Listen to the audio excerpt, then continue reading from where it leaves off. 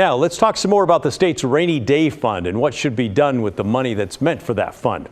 During yesterday's show, we showed you an interview that I did with State Senator Elizabeth Steiner. She's the top Democrat in the Senate who controls the budget. We discussed Governor Tina Kotek's request to take $765 million earmarked for the rainy day fund and instead use that money toward housing and her other priorities.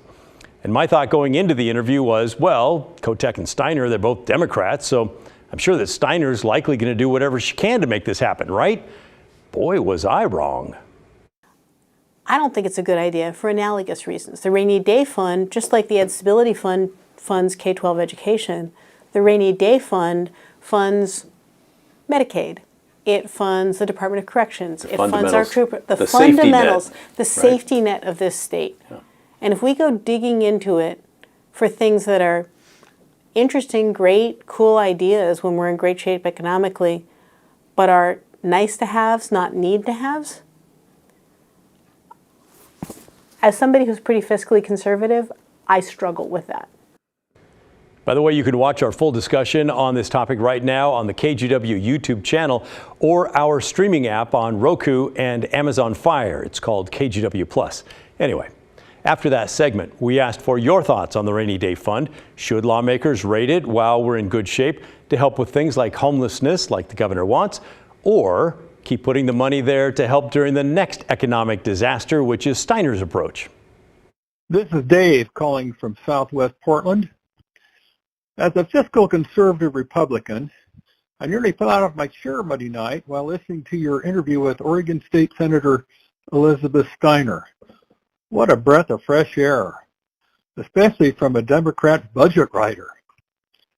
What are the odds of a progressive Oregon lawmaker advocating for retaining our rainy day fund and making a distinction between altruistic budget wants and realistic budget needs?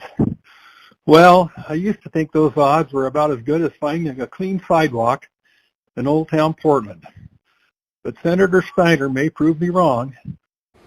And Kathy agreed. Thank goodness for Elizabeth Steiner wanting to keep the rainy day fund for the purpose it was created for. A politician with common sense. Imagine. I really approve of Senator Steiner's fiscal conservatism. I guess I'm one too. I'm surprised she's a Democrat. Anytime she wants to come over to the other side of the aisle, I'm sure her ideas will be welcome. And Roger says, don't rob Peter to pay Paul by not putting money in the rainy day funds. Put the money in the rainy day funds as planned to help people in the future. But not everyone agreed with the senator's approach, saying there are things that need that money now. Paul says, it's raining homelessness. Time to use the rainy day fund.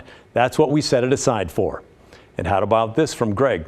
Senator Steiner seems to think that solving the homelessness issue is just something we want and not something we need. Has she been to Old Town? Homelessness and the drug problem are a crisis. We can skip putting money in the rainy day fund for a couple of years to address it, and we should. Now, I think there's good arguments to be made on either side of this issue, and we want to highlight one more comment that I think sums up many of your feelings about our segment last night. We got a number of messages like this from Jim, who says, politically progressive and fiscally conservative?